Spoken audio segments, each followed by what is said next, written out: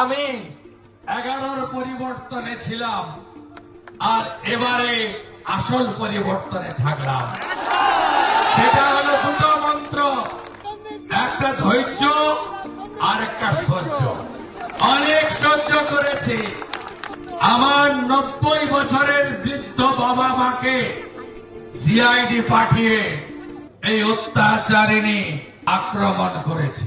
আমরা এমন ভালো কাজ করব, 100 বছর বিজেপি থাকবে। নন্দীগ্রামে পা রেখেই জনজোয়ারে ভাসলেন শুভেন্দু অধিকারী। 100 বছর শাসনের হুঙ্কার।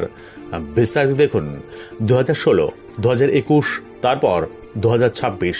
পরপর 3 বার নন্দীগ্রামের মানুষ উজাড় করে ভালোবাসা দিয়েছেন ভূমিপুত্র শুভেন্দু অধিকারীকে।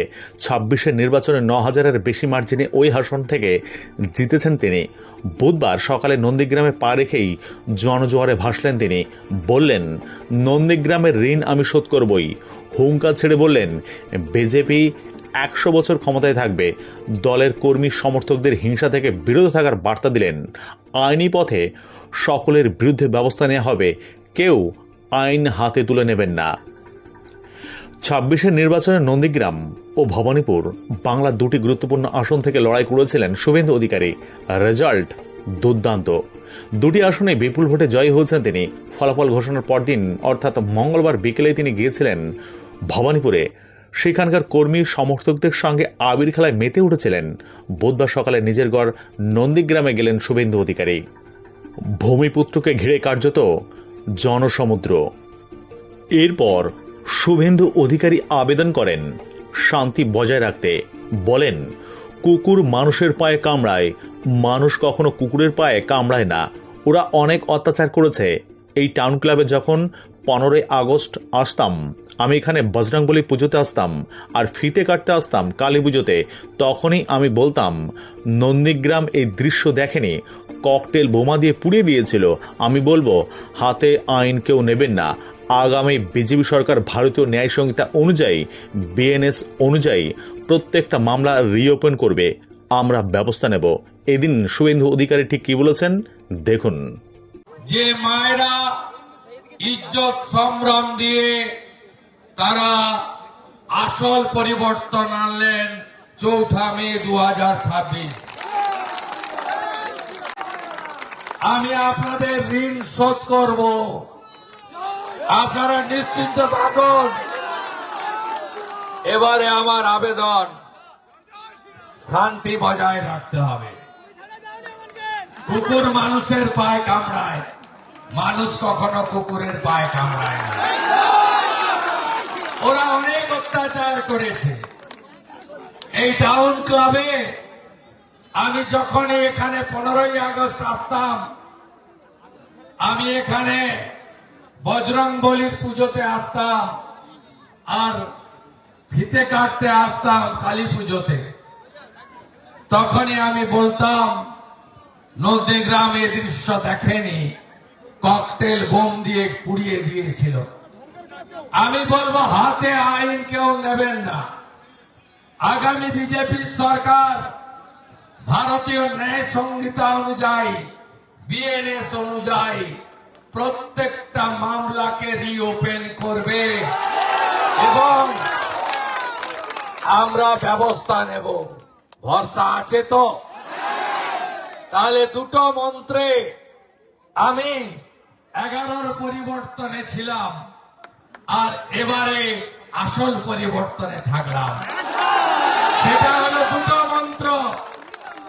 দুটো মন্ত্র, একটা ধৈর্য আর একটা সহ্য। অনেক সহ্য করেছি। আমার 90 বছরের বৃদ্ধ বাবা মাকে সিআইডি পাঠিয়ে এই অত্যাচারিণী আক্রমণ করেছে। নন্দীগ্রামের এমএলএ অফিসে 150 পুলিশ ঢুকিয়েছে। আমি সোনাচূড়া এবং গোকুলনগরে 2021-এর 14ই মার্চ, 21-এর 10ই নভেম্বর আর 2022-এর 14ই মার্চ আমাকে পুষ্পার্ঘ্য পর্যন্ত দিতে দেয়নি। আমাকে হাইকোর্ট থেকে অর্ডার করে শহীদ মিনারে মালা দিতে হয়েছে। বলিনি বলিনি বলিনি যে সব আইনি পথে হবে। ওরা যা করেছে আপনারা করবেন না। গোটা রাজ্যের বিজেপি কর্মী সমর্থকদের বলবো, শান্তি রাখুন। ভারতীয় জনতা পার্টিকে একবার মানুষ এনেছে, আমরা এমন ভালো কাজ করব 100 বছর বিজেপি থাকবে। আমরা আমাদের সংকল্প পত্র পূরণ করব। ওই পাপীদের অফিস হাত দেবেন না, উপেক্ষা করুন। আমরা 39% ভোট লোকসভায় পেয়েছিলাম, এবারে 46% পেয়েছি। আগামী 1 বছরের মধ্যে সরকার এবং দল এত ভালো কাজ করুন যাতে আগামী দিনে আমরা 60%-এর বেশি লোকের ভোট পেতে পারি। অত্যাচারীরা কখনো জেতে না। আমি বিজেপিতে আসিনি, সেদিন এই জেলায় বিজেপি পেয়েছিল 37% 2019।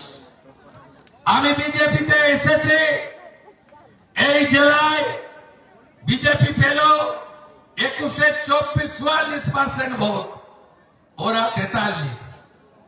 লোকসভায় এই জেলায় বিজেপি পেল 49%, তৃণমূল পেল 40% ভোট। এবারে পূর্ব মেদিনীপুর জেলায় 16-0 তো হয়েছে, 56% ভোট দিয়েছে বিজেপিকে। 56%। অনেক জিনিস আছে না বলে করতে হয়, সে কাজগুলো আমি করব। আমাকে চেনেন তো? বিশ্বাস আছে? বৃক্ষ তুমি কে? বৃক্ষ তুমি কে? আর একটা কথা বলবো, হরিপুর রিয়াপাড়ায় লোকজন দাঁড়িয়ে আছে। 9 তারিখের পরে পুলিশের অনুমতি নিয়ে বিজয় মিছিল করবেন শান্তিতে। এখন এই 2-3টে দিন আর বিজয় মিছিল করবেন না। লোকের, সাধারণ লোক, যেমন একটা লোক অপরাধী হতে পারে, তার বাবা মা, তার বাড়ির ছেলে মেয়ে, ছোট বাচ্চারা অপরাধ করেন। আপনারা, আমি সবাইকে আপনাদের মাধ্যমে, যেহেতু চ্যানেল লাইভ সবাই আছে, করবেন না পিসি। ওরা ভবানীপুরের লোক যা করার করে দিয়েছে। আরেকটা কথা বলে গেলাম, আমার পার্টির কেন্দ্রীয় নেতারা যেটা ঠিক করবেন সেটাই হবে। আমার মতামত দেওয়ার থাকলে তাদের কাছেই দেব। 10 দিনের মধ্যে যে কোনো একটা সিট ছাড়তে হবে। আমি আপনাকে বলি, আমি ভবানীপুর এবং নন্দীগ্রাম দুটোই বলছি, আমি আমার কর্তব্য থেকে কিন্তু সরে যাব। দুজনকেই বলছি, বাকিটা আমার হাতে নয়। আমার কেন্দ্রীয় নেতারা যে সিদ্ধান্ত নেবে, আমি খুব ডিসিপ্লিন ছোটবেলা থেকে, আমি খুব শৃঙ্খলা পরায়ণ মনে করি। নিজের বলা উচিত না, সবটা একা সিদ্ধান্ত নেওয়া যায় না, কিন্তু কোনো ত্রুটি হবে না।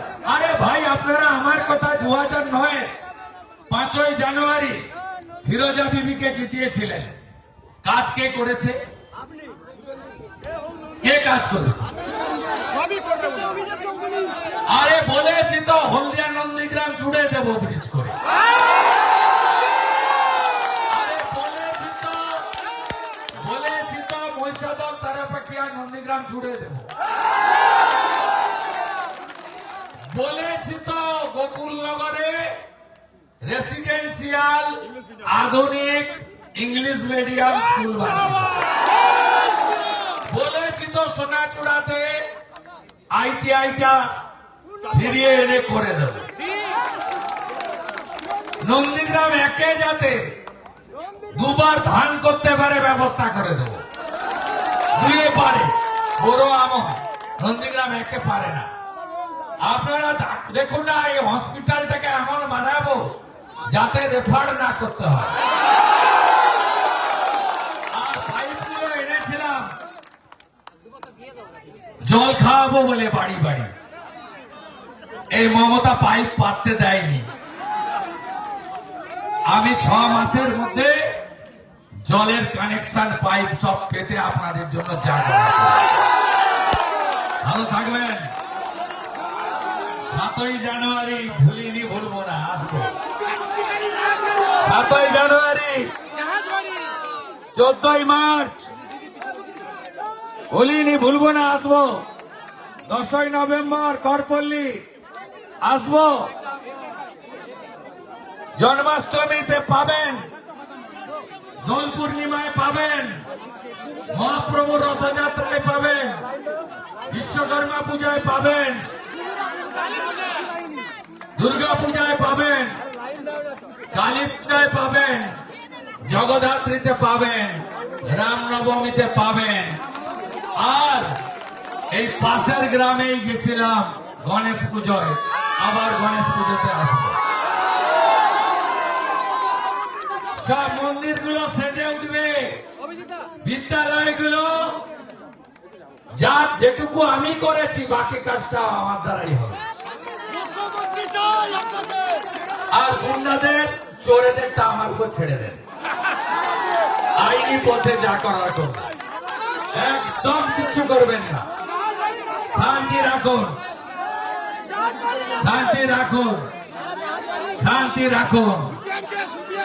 গৌরতাই প্রেমানন্দে नरेंद्र मोदी जिंदाबाद, मोदी जी जिंदाबाद, मोदी जी ला प्रणाम, मोदी जी जिंदाबाद, मोदी जी जिंदाबाद, बीजेपी सरकार जिंदाबाद, बीजेपी सरकार जिंदाबाद।